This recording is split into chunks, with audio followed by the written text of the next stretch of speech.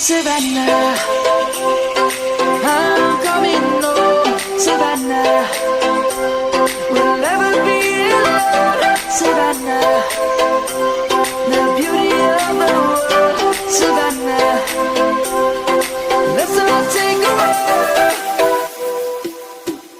Savannah.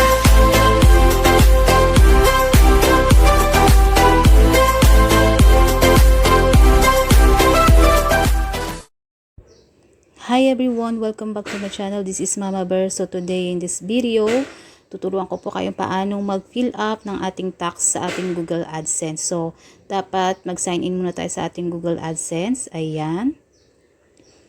Click nyo lang yan. And then may makikita kayo dyan na what type of account? Individual. And then kung ikaw ay are you a citizen of US? Syempre no. And then, select nyo yung form na W8 Ben. And then, click the start. Panoorin nyo lang to guys. Madali lang siyang sundan. Yung ating name, select your legal name, lagay natin. And then, country. Syempre sa Philippines.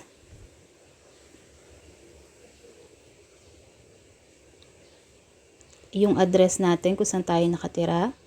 Sa line 1, lagay natin. Lagay din natin yung sa address, line 2.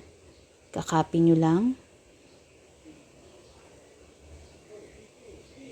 And then, yung ating tax. Tax treaty, just click yes. Tapos ito guys, click niyo yung mga yan, nakabox na yan. Pati yung motion, i-click nyo. Nakalimutan ko kasi siya i-click. Yung service Adsense, motion, picture. Tapos check dapat yung 15% yung tax na pipiliin ha.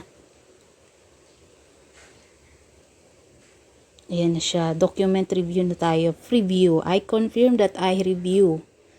Tapos certification, full legal name. Lagay natin yung name natin.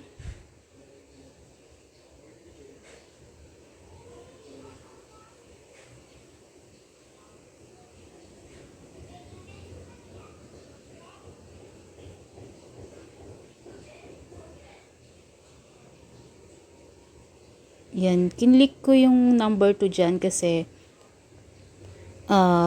pangalawang beses na akong nag-ano dyan. Yan dyan sa may status change affidavit confirming. Second yung chinek ko kasi naka-sahod na ako ng ilang beses. Pero kung di ka pa nakakasahod, dyan ka lang sa number 1. Okay, thank you for watching. That's it. Napaka-easy lang kung paano mag-fill up ng ating tax info. Thank you.